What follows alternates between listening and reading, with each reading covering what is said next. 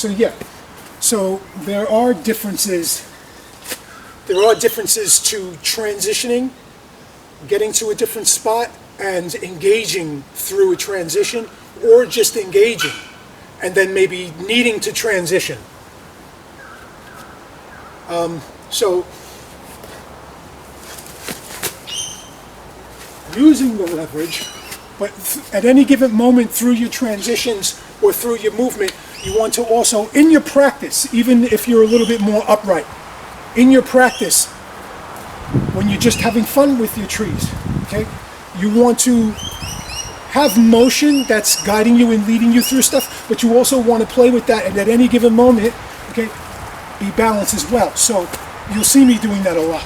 It's just a little bit of a practice that I'll get. So I might be engaging or whatever, but then I'll also make sure that I know that I can have balance. If I can end that engage, because it's easy if somebody is entirely dedicated. Okay, it's easy. It's easy to throw them off. So there's defenses to that as well. If somebody could grab for your life, okay, if you want, you could grab, you know.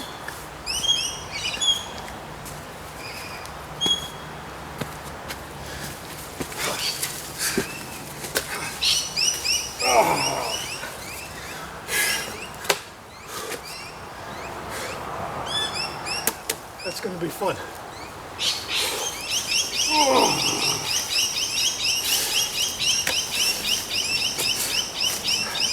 Okay, what we're doing here, this is going to be a muddy mess.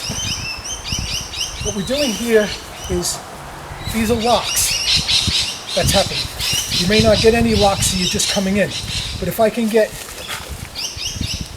one over the other and lock in pressure, and use to lock into pressure, okay? Locked in. This is what we're doing on the locks.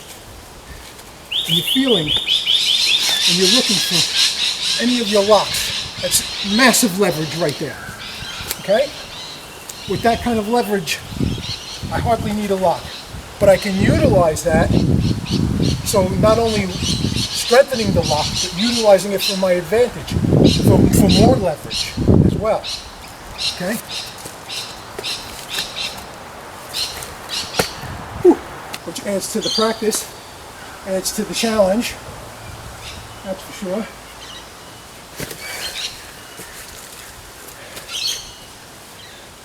These ones are practicing for you, okay? So this one is not as ideal as that, the plant, but you may. I mean, you do what you can do.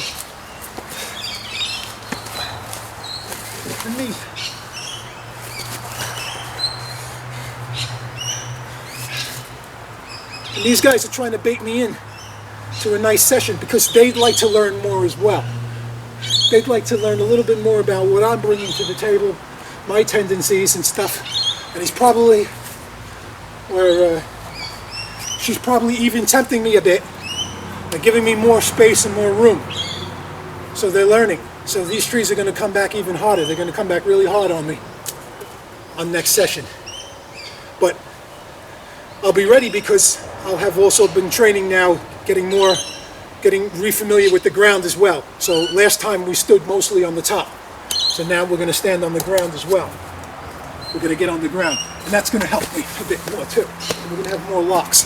These locks and stuff, if you're going to be a little bit more engaging, these are very dangerous. You've got to be careful. So one easy way I suggest is taking it slow, starting from the bottom and feeling it out, and then working your way up is good, but also holding on. So it's sort of like a little bit more like training wheels, but you're holding on until you feel confident that you can let go of the hold, okay, and sink into the lock. The reason I say this is because it's very unforgiving. This is one of the points.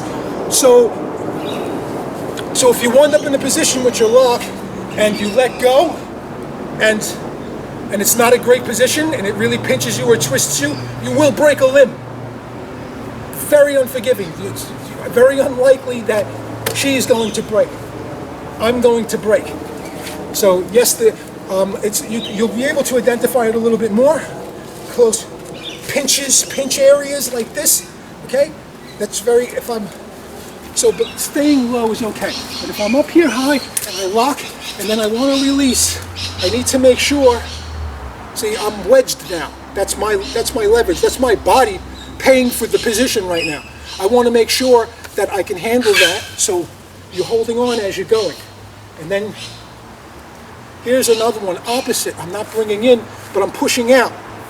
This is great because it teaches you all about these different relationships. This is pushing up, which is pushing this into this. So this gives me that leverage. Yeah, it hurts.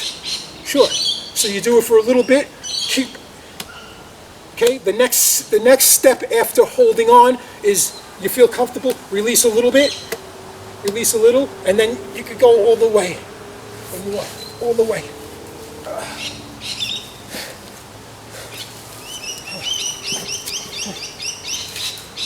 Don't get so caught up that you're forgetting, okay, your upper.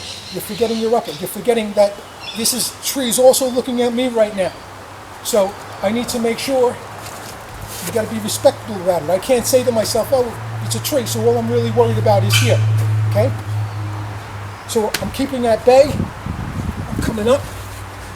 I'm using leverage, and I'm guarding. I'm staying guarded through the whole process. Lock, push up, pushing up.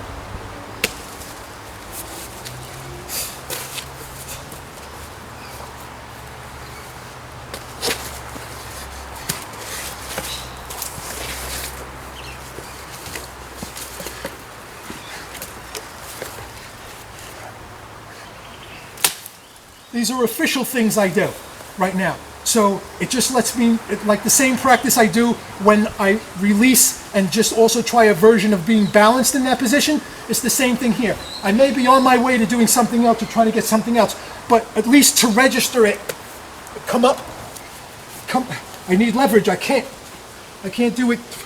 So I need leverage. Okay. Wait. Leverage. Lock it. Lock it then, and come up. And as you can imagine, it's fantastic for the gut. It's fantastic for your core. With the trade-off being pain and some bruises and stuff, but you don't have to do this kind of small one. The smaller they are, the more it's going to target just a select area and pinpoint there. Broader ones, that's why I'm playing with that one. Some locks.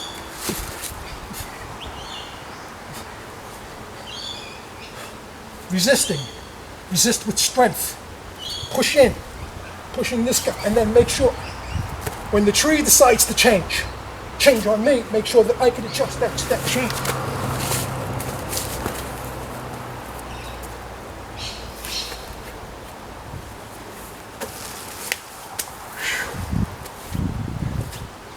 How about this one? We'll do a little practice with this because they knew I was coming. They knew I was going to talk about the stretches a little bit, so I promised them I would bring the gear